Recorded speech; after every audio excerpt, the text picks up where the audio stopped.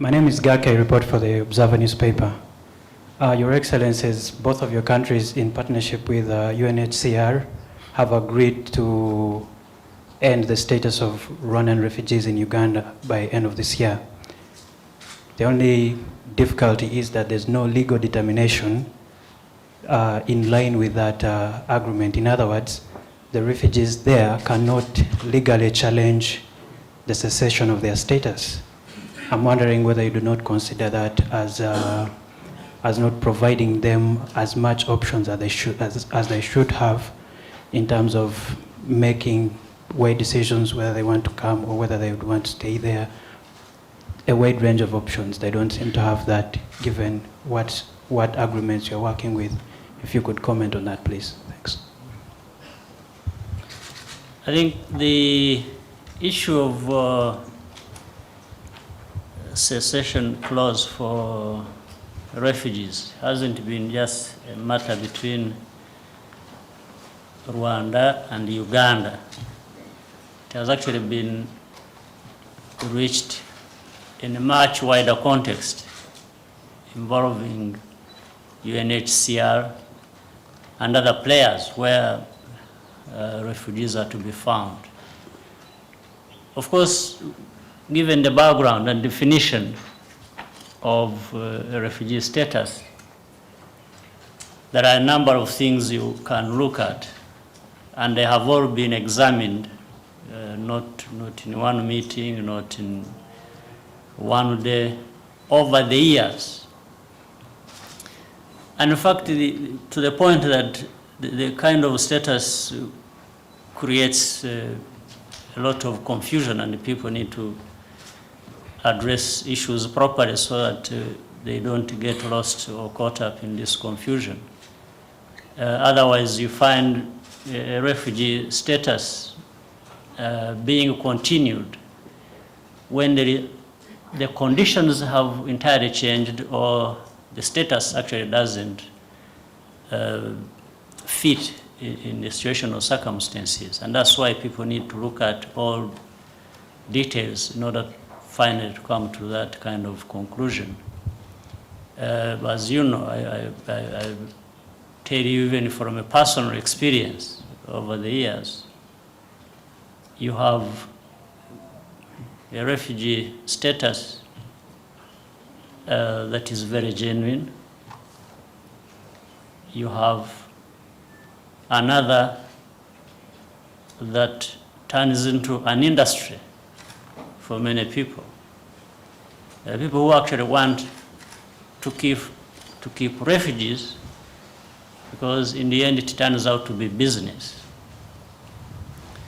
There are also refugees, whether initially they started with genuine reasons and under genuine conditions, even when that has been resolved, will continue at individual level to claim or to want that status because of different benefits.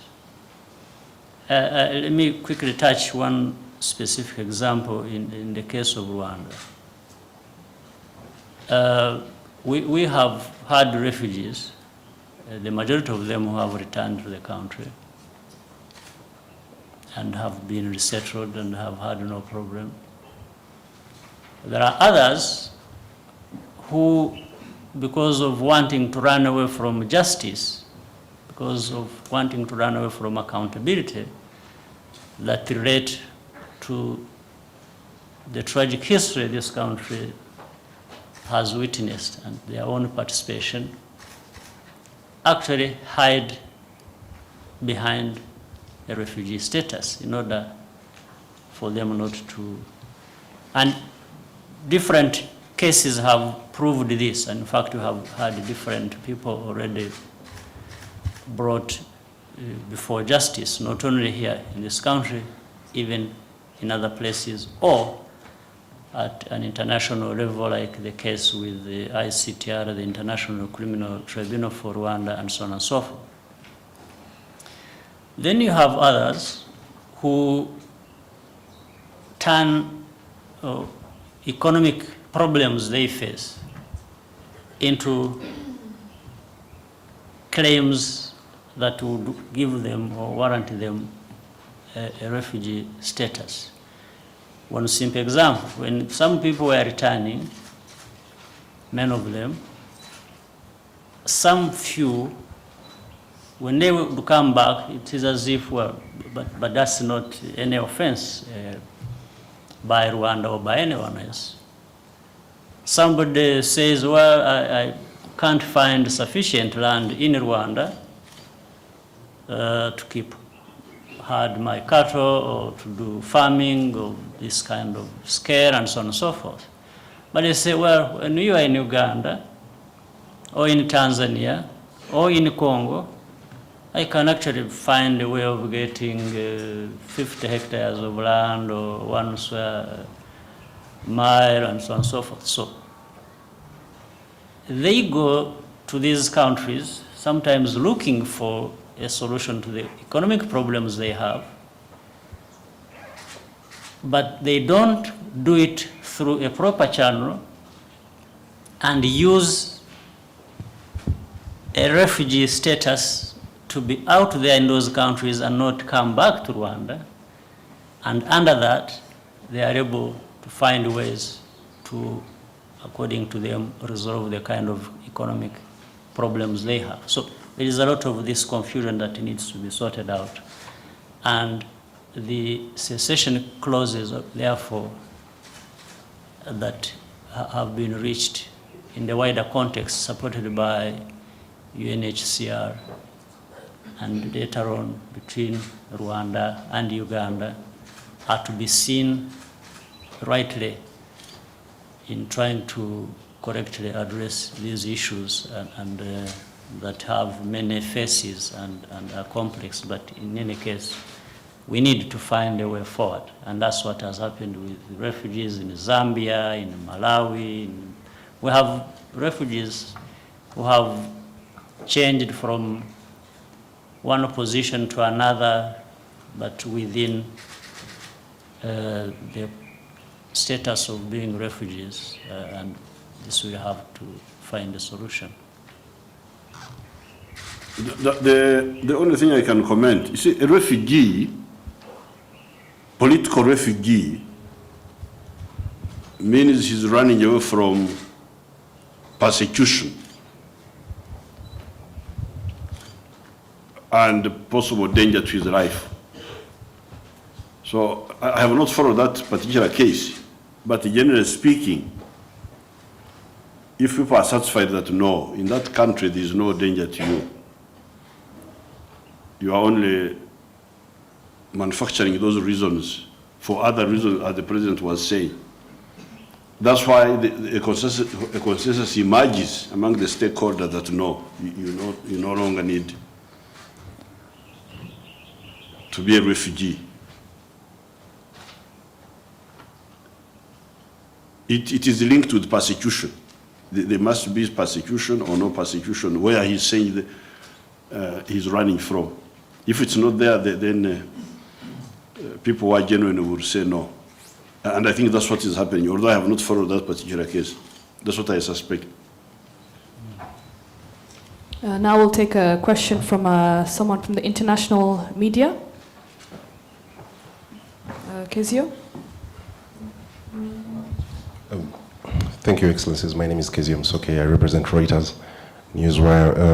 I don't know if in your private talks you deliberated about trade between the two countries and whether you made any projections. If you did, would you care to share that with us? Thank you very much. Trade in terms of exports and imports between the two countries, since we are having issues that have been brought about by external shocks. Are you putting up any measures that can increase imports and exports between Uganda and Rwanda? Thank you very much.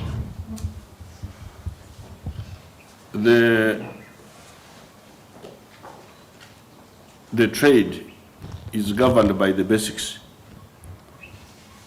I think in our meeting, even these communiques which they sign deal with part of that. Electricity is what will help you to produce more for the local market, for the regional market, for the international market. I think in this particular case, they even touched on border trade. These are the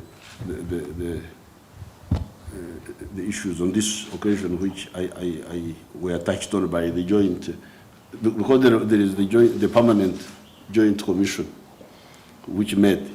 You should ask them, they'll give you the details. Right. I believe we also have And on the electricity, for instance, we are very happy with our brothers in Rwanda, because they rescued us in respect of Kisoro. Do you know Kisoro? Yes. Kisoro is some place up in the skies there. Now, that place could not easily get electricity from within Uganda because of the mountains and so on. But they happened to have a power station at Chanika, which we hooked on, and it gave us electricity for Kisoro. Then in these meetings here, we talked about providing electricity to Kachitumba, because there's already an electricity line just 3 miles away from Kachitumba within Uganda, and so on. So these are the linkages we are talking about, which in the end will impact on what we are talking about, the trade.